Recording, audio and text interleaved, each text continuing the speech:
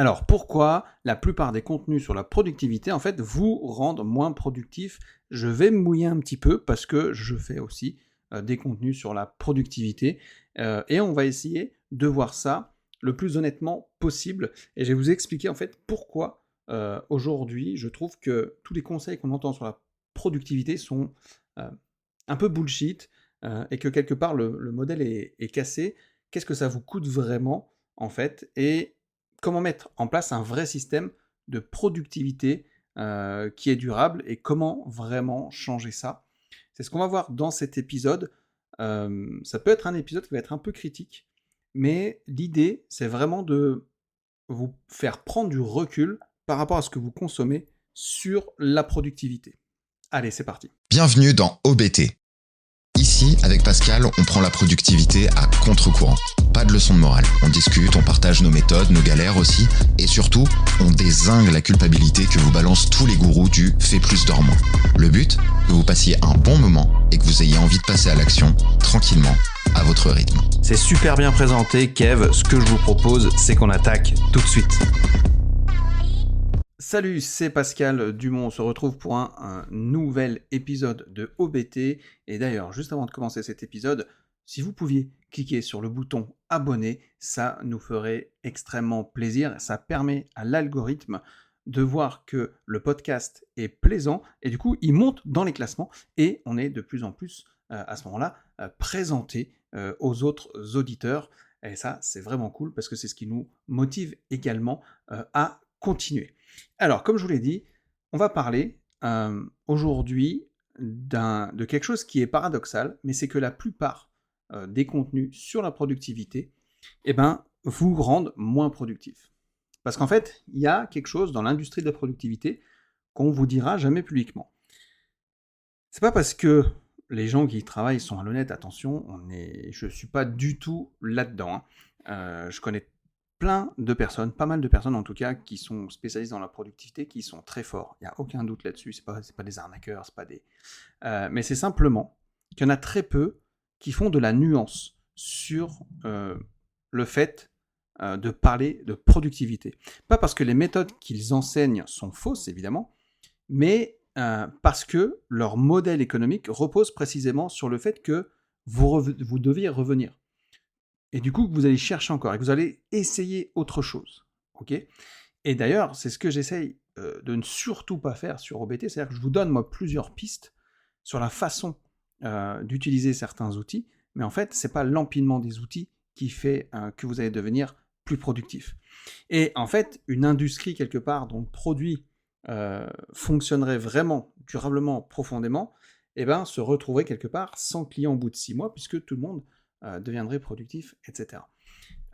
Alors, en gros, ce que personne ne dit clairement, c'est que la majorité des contenus de productivité ne sont pas conçus pour vous rendre productif, ils sont conçus pour vous donner l'impression de progresser tout en maintenant, quelque part, le besoin de consommer davantage. Alors évidemment, c'est un modèle qui peut être intéressant, qui peut être brillant, mais c'est parfaitement destructeur, c'est un point de vue productif pour vous. Vous avez certainement regardé ou écouté des dizaines de vidéos, de podcasts sur les routines matinales, sur de certains entrepreneurs qui changent la vie. Vous avez dû télécharger des milliers d'applications sur la gestion des tâches.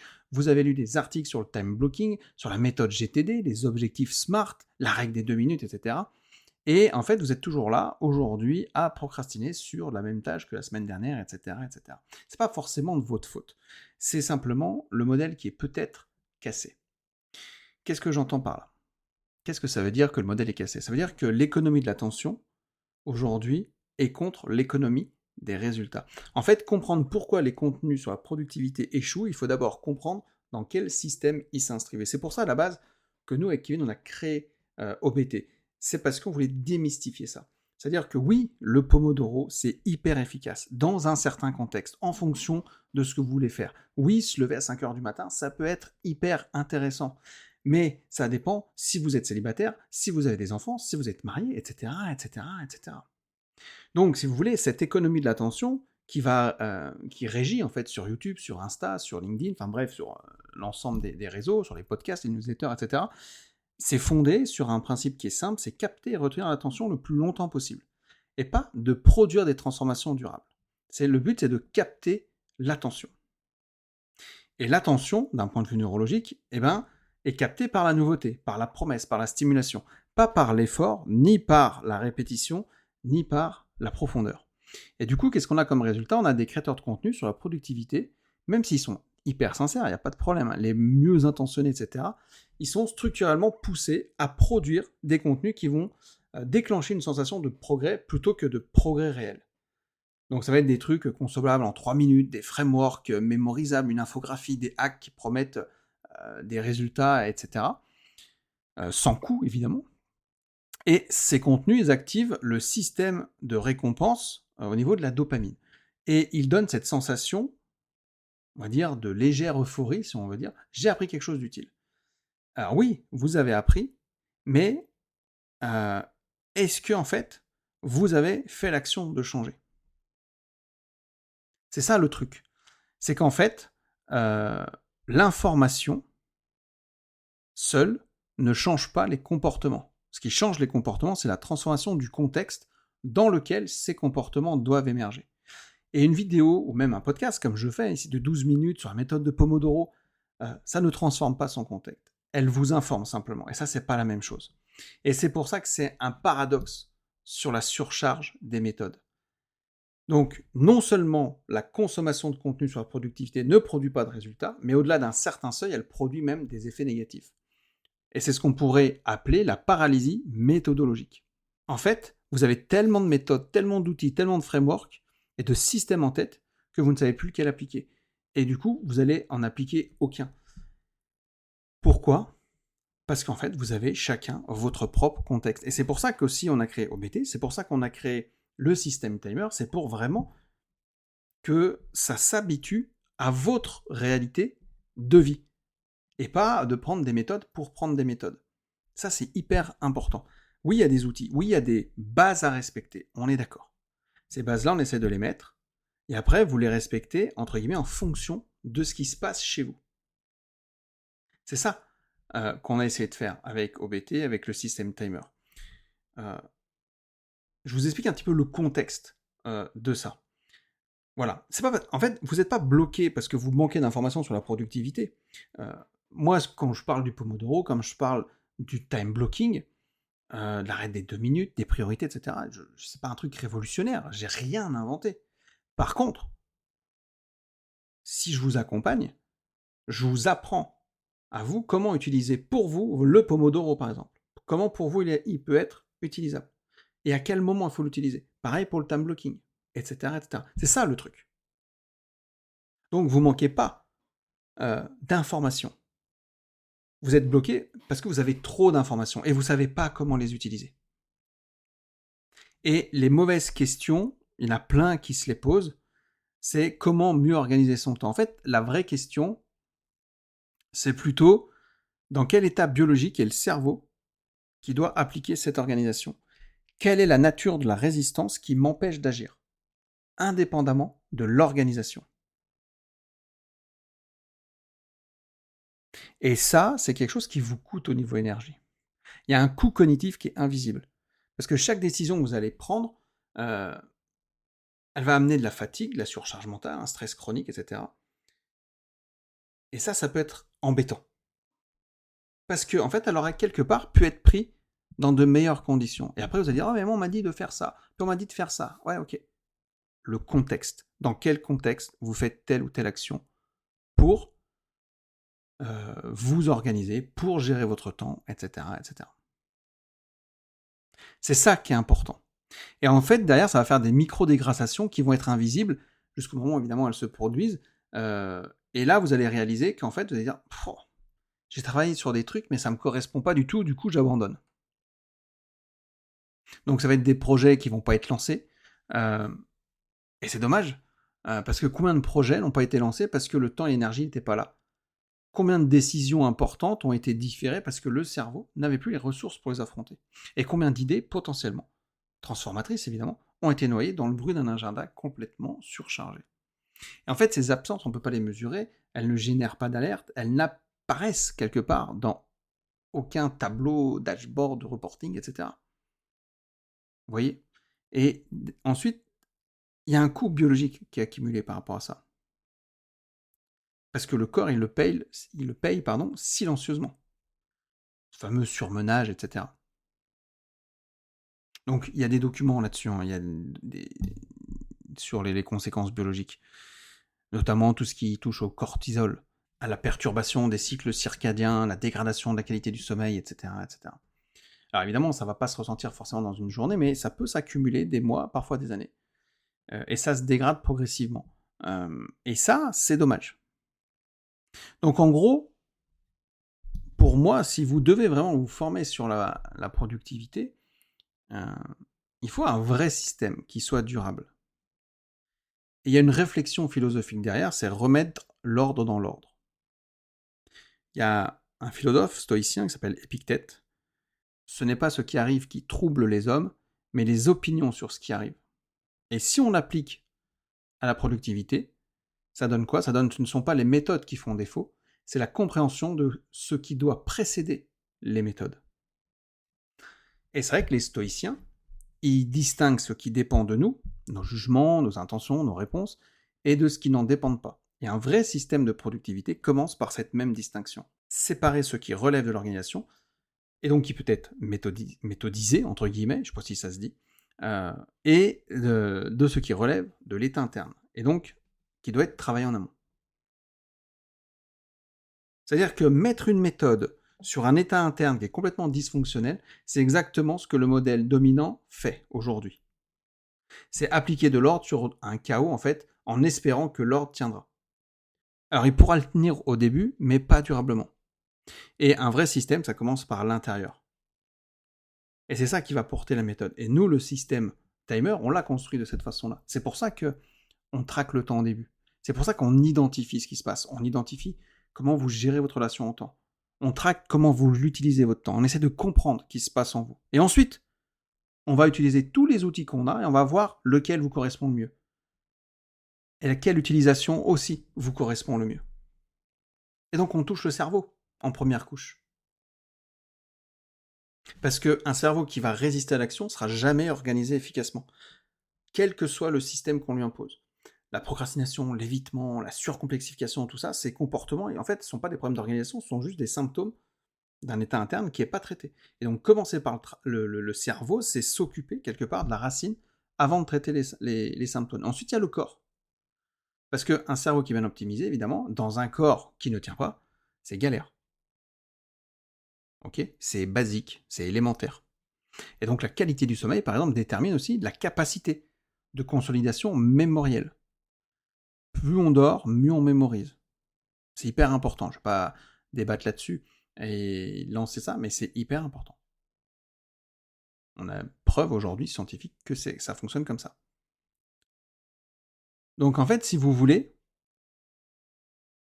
l'organisation vient seulement en troisième couche. C'est seulement ici, une fois que le cerveau il est stabilisé et que le corps il est soutenu, que les méthodes d'organisation, elles vont trouver un terrain pour s'installer durablement.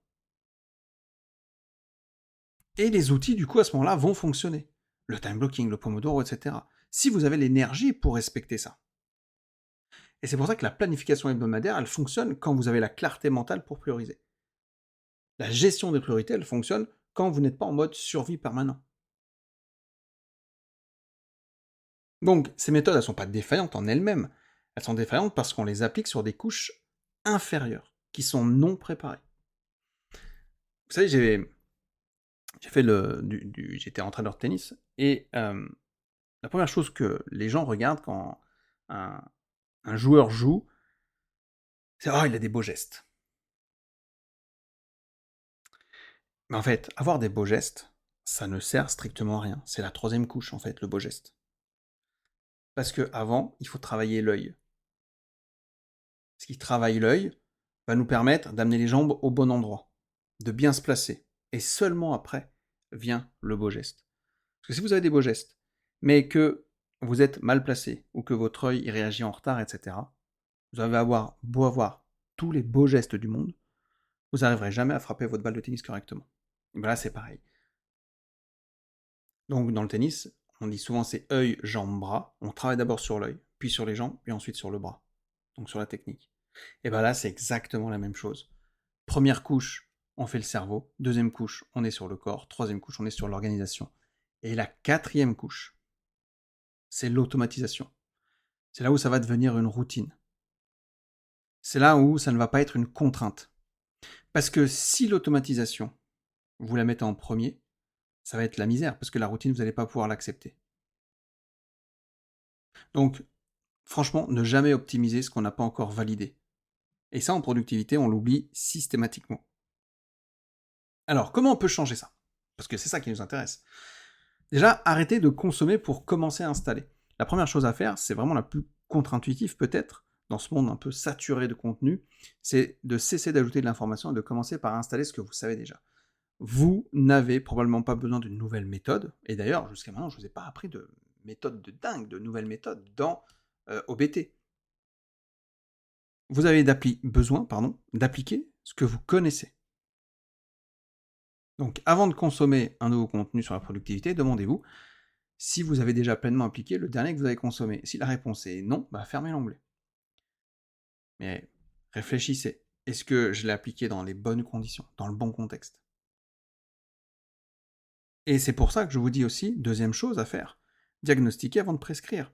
Avant d'adopter n'importe quelle méthode, faites un diagnostic honnête de votre état réel sur les 3 dimensions qui comptent. Plan cognitif, quel est votre niveau réel de clarté mentale? Sur le plan physique, comment, par exemple, est votre sommeil aujourd'hui? Quel niveau d'énergie vous avez? Sur le plan comportemental, quelles résistances, qui sont plutôt récurrentes, dans votre rapport au travail, dans le fait de procrastiner, quelles tâches vous évitez systématiquement, etc.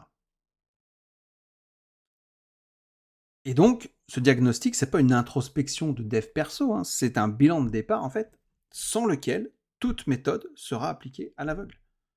Et je le répète, dans le système timer, c'est vraiment ce qu'on fait au départ. On traque et on identifie votre relation au temps. C'est hyper important. Et ensuite, on met en place. Il y a la mise en pratique. Et on voit, et on ajuste. Donc, choisissez la profondeur plutôt que la largeur. Le changement durable ne vient pas de la diversité des méthodes testées. Il vient de la profondeur avec laquelle une méthode est installée. C'est ça qui va être hyper important. C'est ce qu'on appelle l'installation comportementale.